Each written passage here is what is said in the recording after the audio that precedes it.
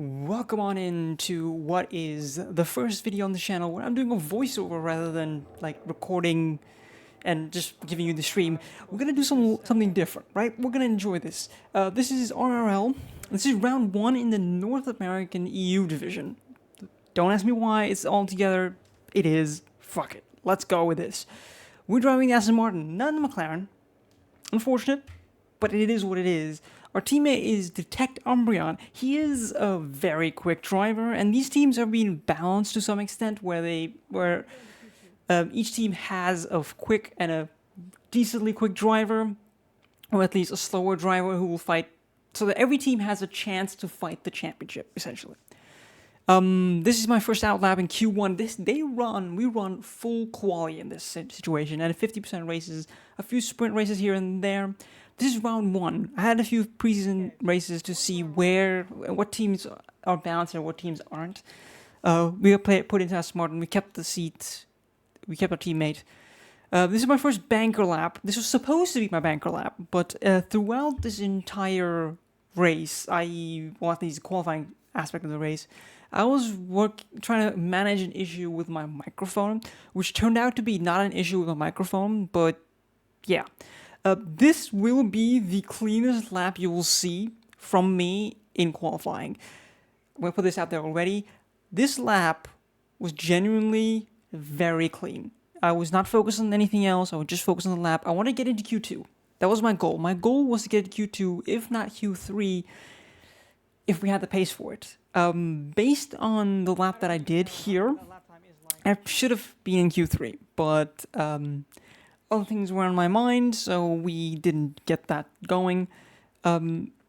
Essentially, this entire race was with no practice. Well, I say no practice, but like 5 laps of practice in time trial, trying to understand a setup which was going to work for me, especially in the first sector, because the first sector on this track is absolutely a shit show, because you need downforce for that first sector, but the rest of the track is just long straights, so it's not something you can easily get going, essentially. So you need low wings for that section. So you have to find a compromise. You have to find a way to navigate the first sector okay, and then nail the second and third sector, which consists mainly of 2 giant DRS straights. This puts us into P6. Our teammate does set a lap time using the medium tire. Q1 was absolutely fine. We didn't do a secondary lap after this. We just kind of accepted that this is probably where we're gonna be. And let's move on to Q2. So in Q1, we did a very, very good job. Our teammate wasn't the running for the front. There's one driver here who was absolutely fucking rapid, which was NYC Gaming.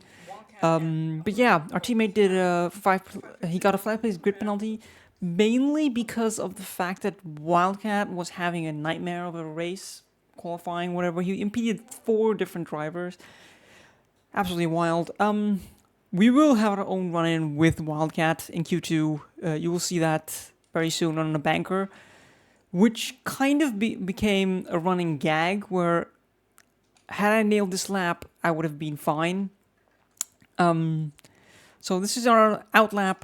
This is our banker lap on the same set of tires we used in Q1.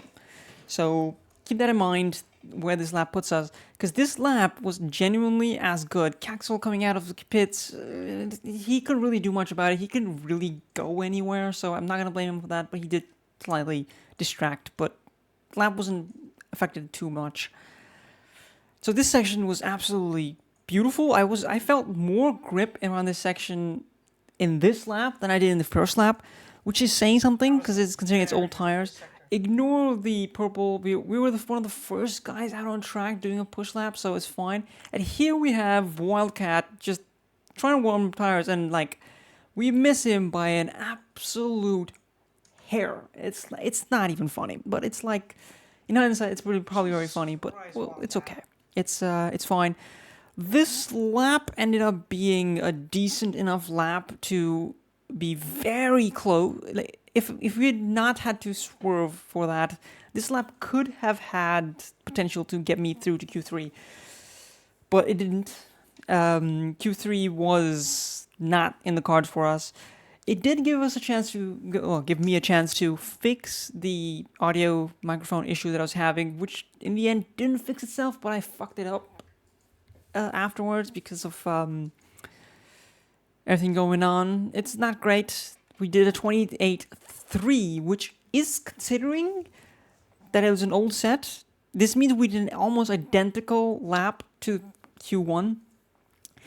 And Q2 was just a run that didn't work out for us. It just didn't work out to the extent that we hoped, essentially, because it's the first there are a lot of curbs on this track that kind of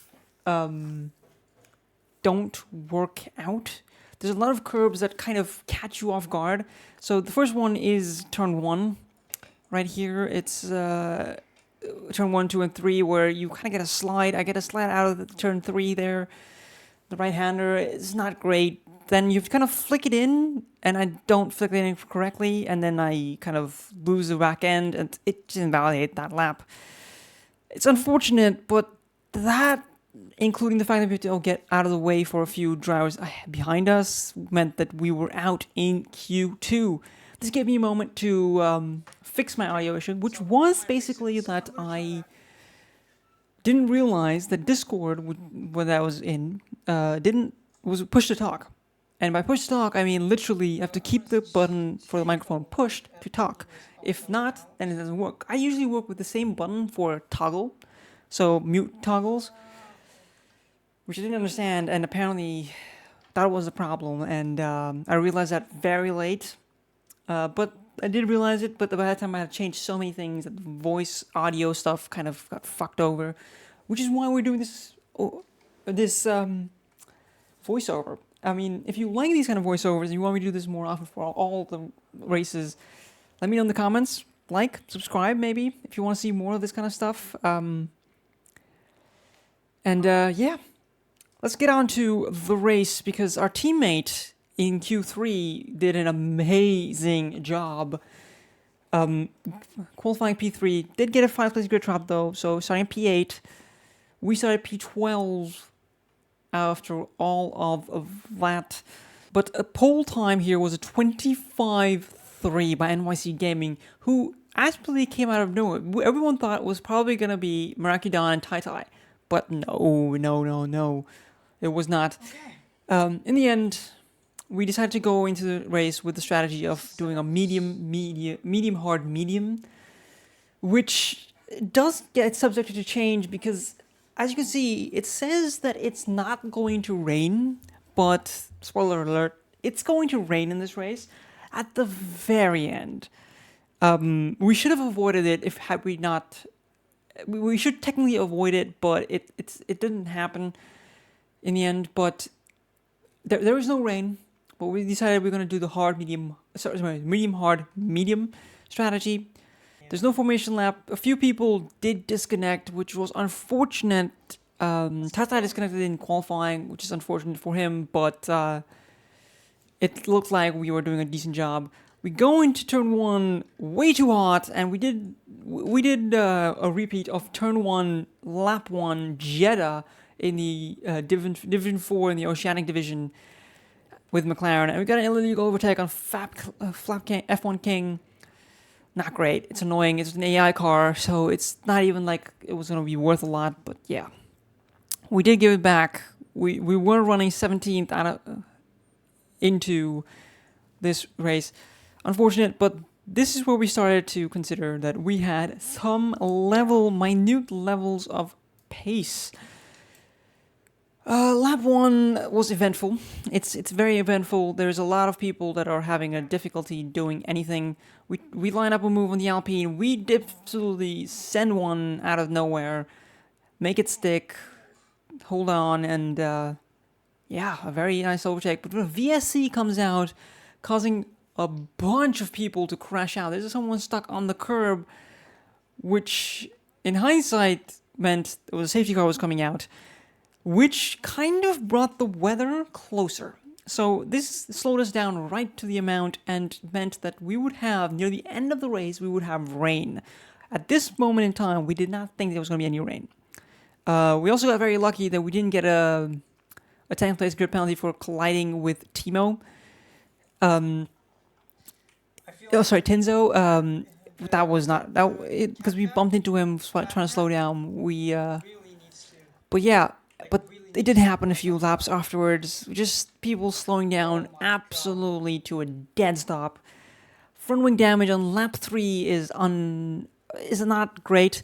But the nice thing about this entire setup and this race is that the front wing, losing that front wing didn't affect us nearly as much as I thought it would have, because I was considering here that I should pit in lap 3. I was considering for a long time, should I pit, should I not, should I pit, should I not? But I, in the end, decided not to because it was just too late. So we decided to keep going, and just in case we get another safety car, because then we will pit. And we tried to, we got a hint from our teammate who was running up in third at this point, that we were going. So we kind of tried to do one over on Tinzo. Didn't happen. There's a lot of wheel banging going on. In the end, we got driven off the road a little bit, but it's okay. It's all in racing. We both had end plates, front wings missing, so it's all okay. It's all good in hindsight. But we try to hold on here. The McLaren right behind us does go for it here on this lap, because he just doesn't have. We don't have the traction that they do. We don't fight it too much. We kind of do. We just think he's gonna be faster than he was, but we hold on here with DRS. We try to show a dummy, but he doesn't flinch, which rightly so. But we clatter that curb, just absolutely nail that curb. That curb, I'm convinced I should have gotten a warning there, but I didn't, which I'm very happy about. At this point, I realized, oh, I have a lot more front wing grip than I expected here. Which is unfortunate for ourselves, because it meant that our pace was much stronger than this. And we were just hoping for some level of performance. Now, front wing means that we are going to try the one stop. There was a slight possibility that the one stop would work, and at this point, we still didn't know anything about weather conditions changing. I did see the clouds in the distance, but I thought, it's going to be cloudy. It's going to be cloudy weather. But as you can see now in the distance, those are very dark clouds. Like, you could have seen it coming, but it didn't happen. Here, the McLaren with superior grip tries to go for it, but it didn't happen. But unfortunately for them, Tinzo decides to pit the few corners later, and we decided to keep going because we thought, at this point, I thought, yes, I have enough pace here to keep up with them and with Dirty Air and everything, because Dirty Air is very crazy.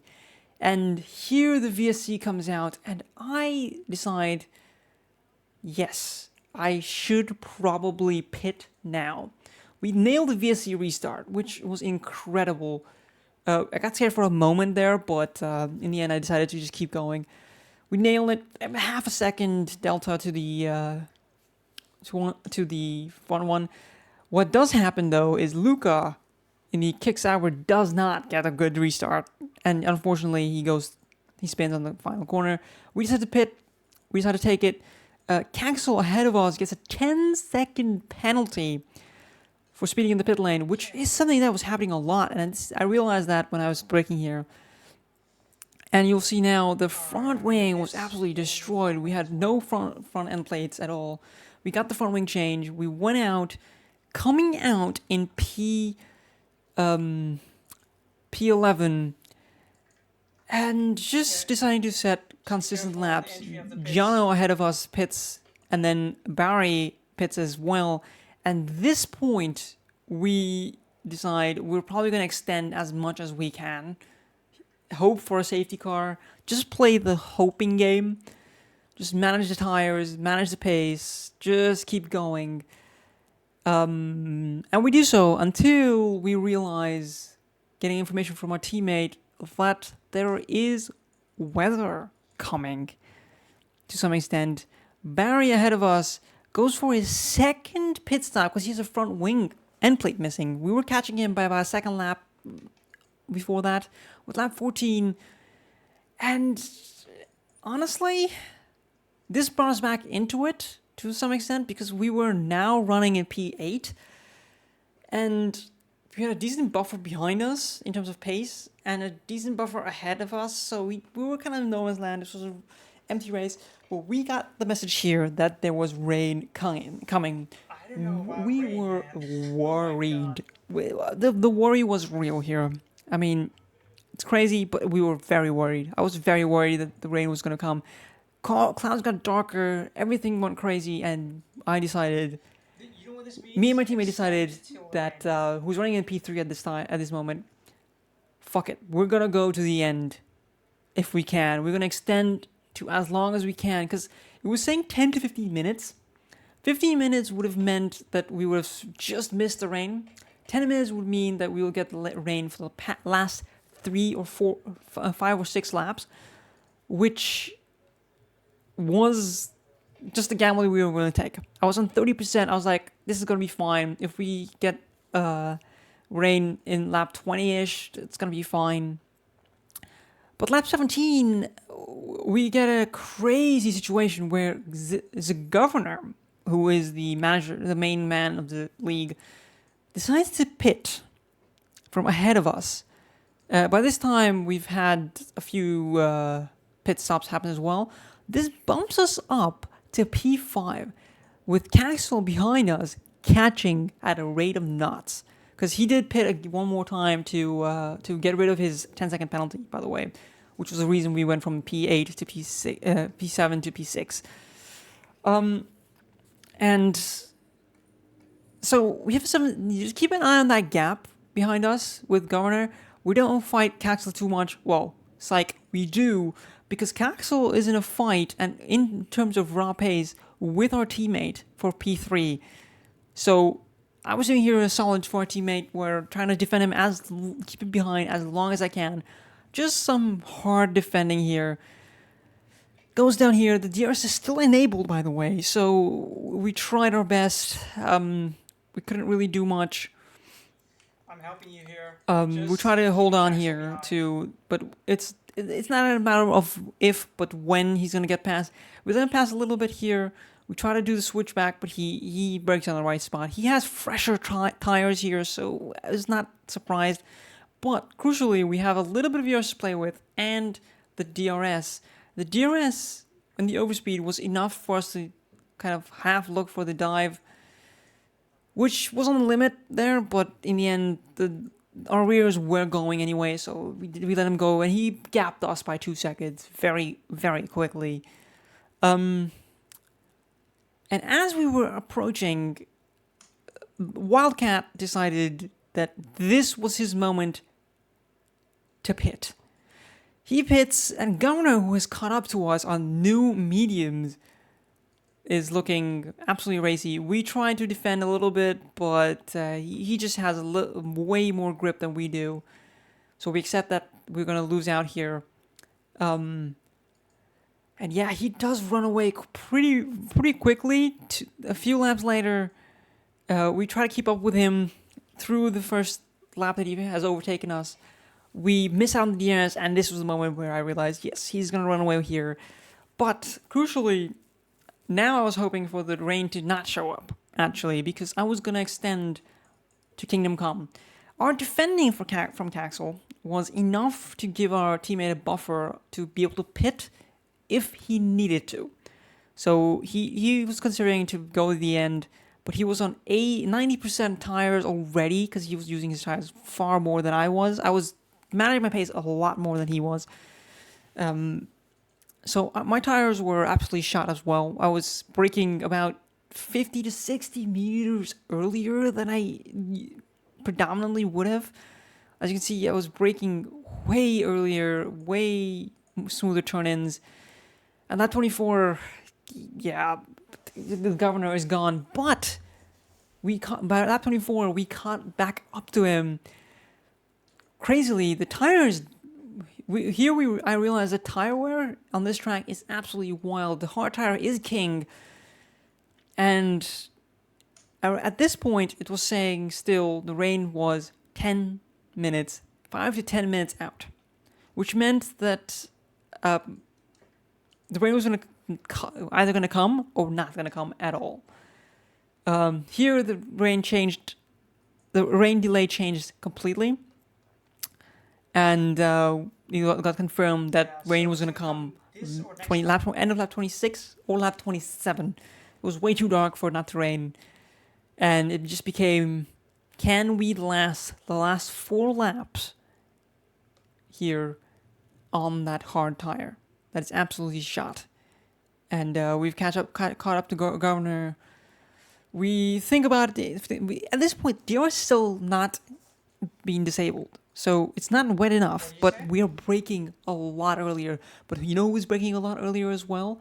It's the Governor ahead of us on the mediums, which are also very much worn. And crazily enough, we have to brake even earlier based on our tire wear, but here you see sliding all over the place. And our teammate on 90% tires decides to pit to the intermediates because it is raining slightly, but it is raining. And at 27, we have rain. We have absolutely worn tires, and Governor doesn't fight here. His tires are completely shot. The move is slam dunk. We still have some ERS to play with, just in case he does not pit. But his tires are so bad that he does decide to pit. We get it stopped in time. And lap 29, it's just about keeping the car on track. And you can see how much I'm struggling here. I'm sliding all over the place. I've still not got to full throttle. And now I'm full throttle. I did the entirety of the turn 1, 2, 3, and 4 complex on not full throttle because I was sliding all over the place. It's just not enough grip. But this section, there is enough grip to hold on. And we get not even a warning there, but it's such treacherous conditions. Caxel is just too far ahead, too far behind, and too far ahead of our teammate and ourselves. We're running P5 at the moment. It's looking like we can hold on because the people behind us are also on the dry tires. Crucially, though, we have to keep it on track. We have to not crash at all. But as you can see, we're crawling through here. 83% on the right rear. We just cut the chicane because we just had no grip to keep that pinned and keep that turning in. But 82%, this means the tires could pop at any moment. We're keeping an eye on that. We're trying to blast it out. We're trying to make it through. Coming to the final corner here. And, yeah, one of my greatest races I've ever done. P12 to P5, as you can see, still struggling in the final corner here. Absolutely wild. It's a struggle. It's a struggle here, but yeah, it's good enough. It's good enough to keep up to P5. No penalties. My first penalty-free race. Our teammate thanking us here for the defending. You'll see now Caxel just drop back down. That doesn't happen. He just quit lobby. That is something in the game that if you quit the lobby before everyone's finished, it counts as a DNF, which is unfortunate. But the position was reinstated, so we finished P5 on the road. We did end up getting driver of the day and the most overtakes because we kept it clean for the most part. But yeah, Aston Martin goated, maybe, we don't know. We'll see how it goes for the next race. This race is our stream live. If you want to check that out, links in the description. If you want to join the Discord to keep up to date of what's going on and every single scenario, that's also in the description. Like, subscribe if you want to see more, and I'll see you guys in the next video. P3 and P5 for Aston Martin. An incredible race. And an incredible start to the season to to round out what is an interesting start. Next coming Friday, we are gonna have round 3 of RRL OCE Division 4. Look forward to it. And with that, peace out and get out of here.